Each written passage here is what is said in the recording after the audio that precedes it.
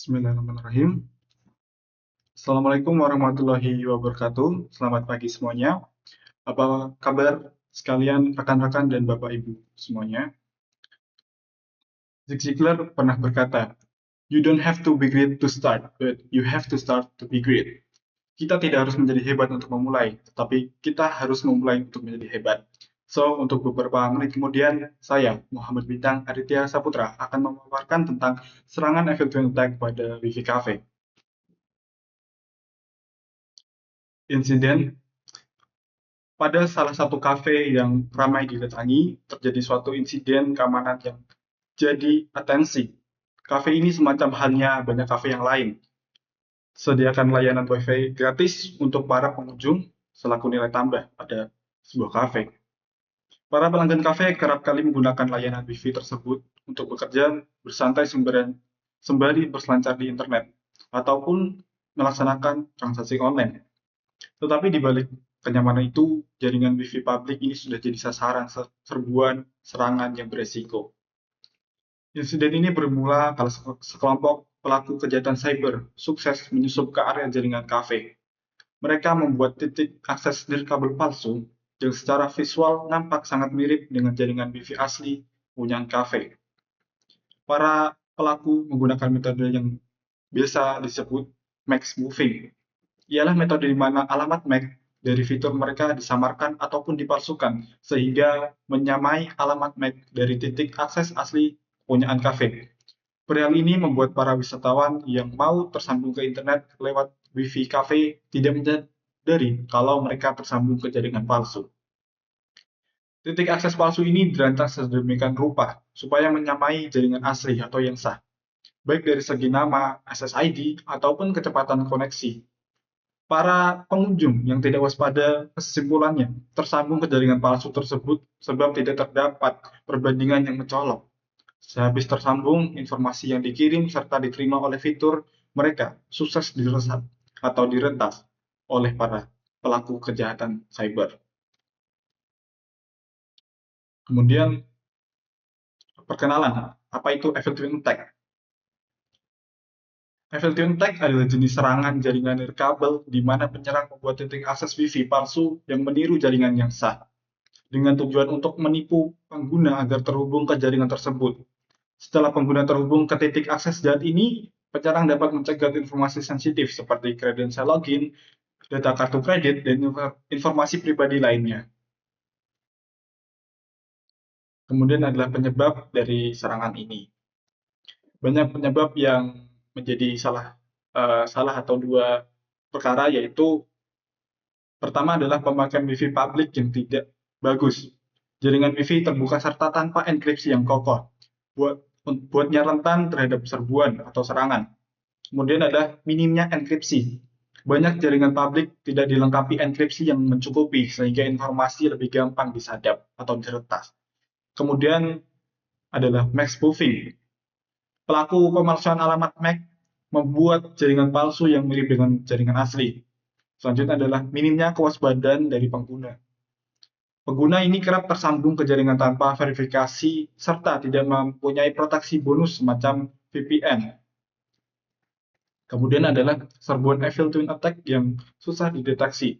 Jaringan palsu yang menyamai jaringan asli membuat pengguna gampang tertipu apakah jaringan itu asli atau jaringan palsu. Kemudian ada keterbatasan perlindungan pada fitur. Minimnya perlindungan pada fitur semacam firewall serta antivirus membuka atau membuat kesempatan penyerang untuk menyerang sebuah device atau perangkat yang tersambung pada Wi-Fi tersebut.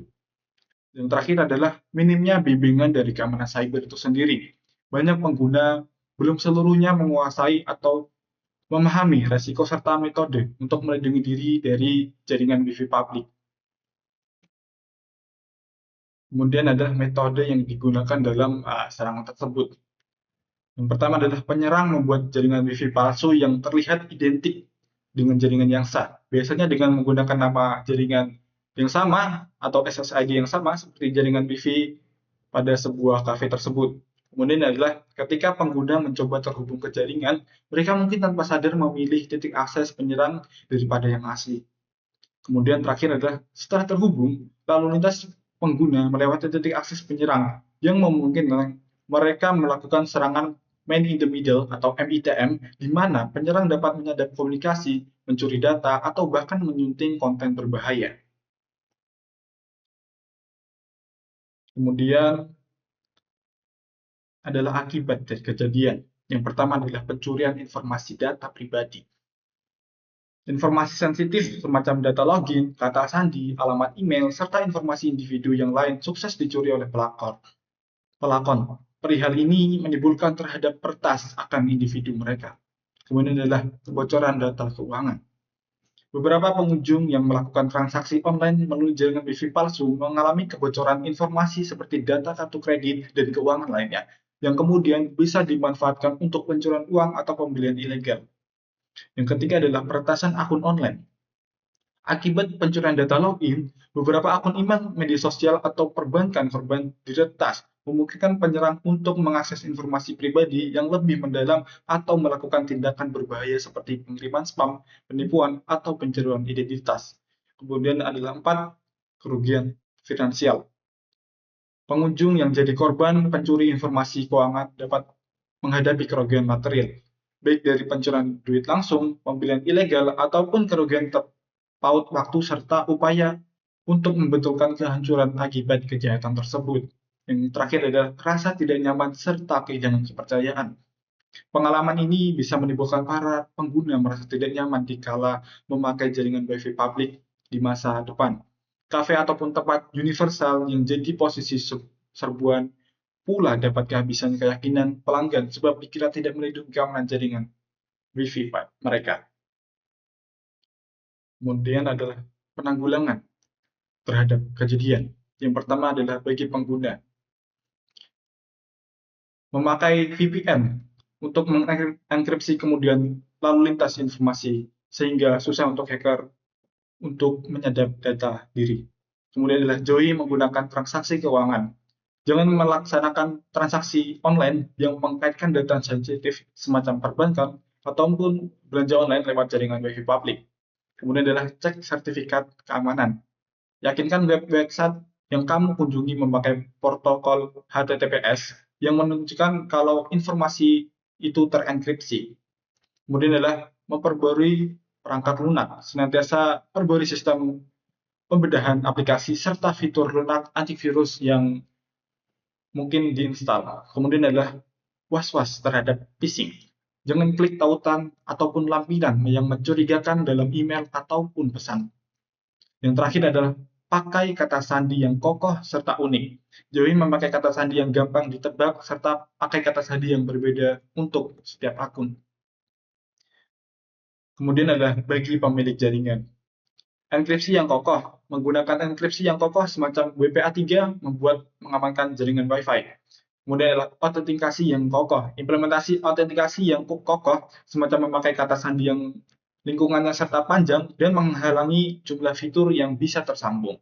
Kemudian sembunyikan nama jaringan atau SSID. Jauhi nama jaringan Wi-Fi secara terbuka. Kemudian adalah perbarui fitur jaringan.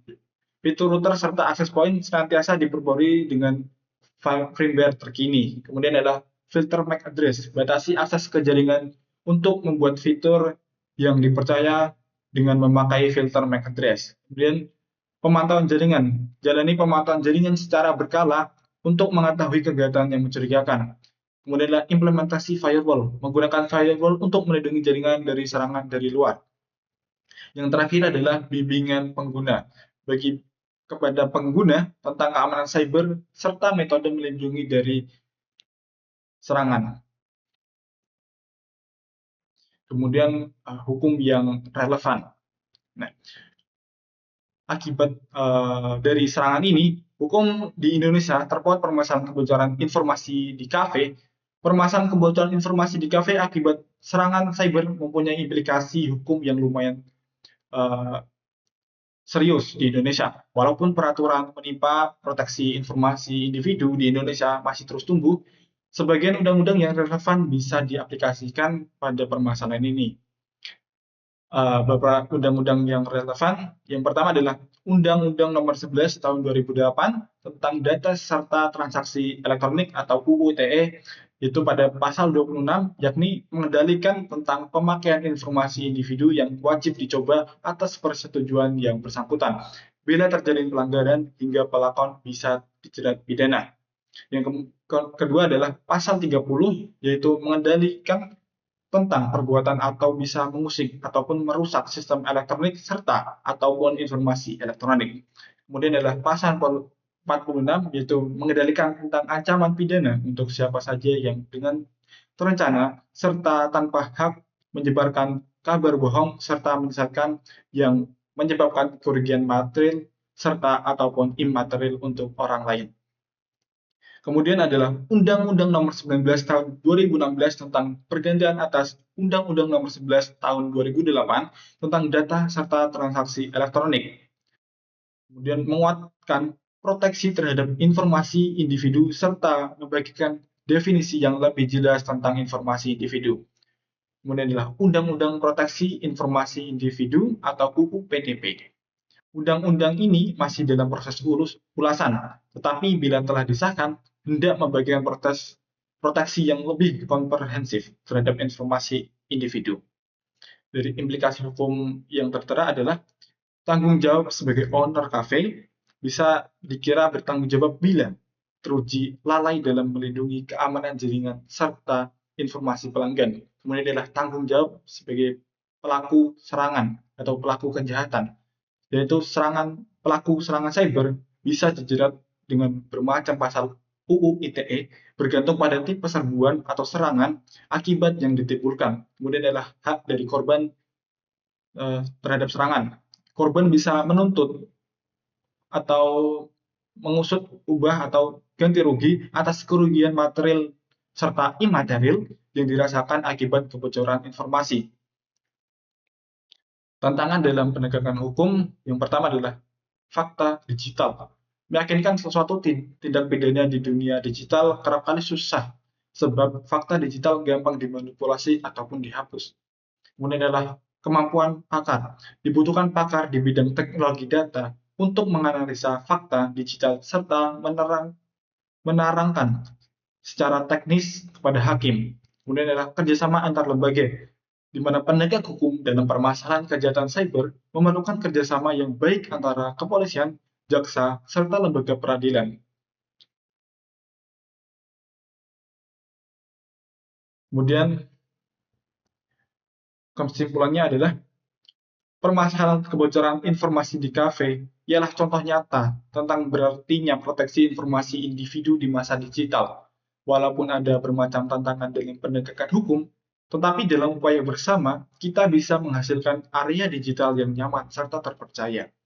Permasalahan Evildoan Attack di suatu kafe menyoroti berartinya keamanan informasi individu di jaringan Wi-Fi publik.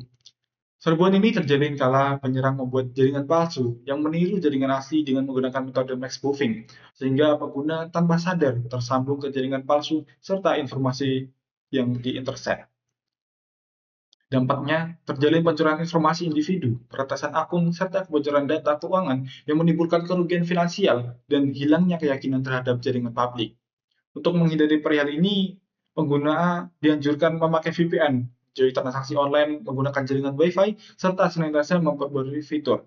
Sedangkan untuk owner jaringan wajib memakai enkripsi WPA3.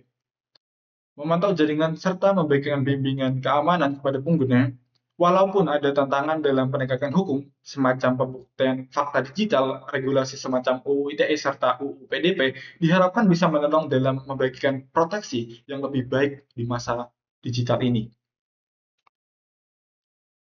Sekian pemaparan presentasi dari saya. Terima kasih. Wassalamualaikum warahmatullahi wabarakatuh.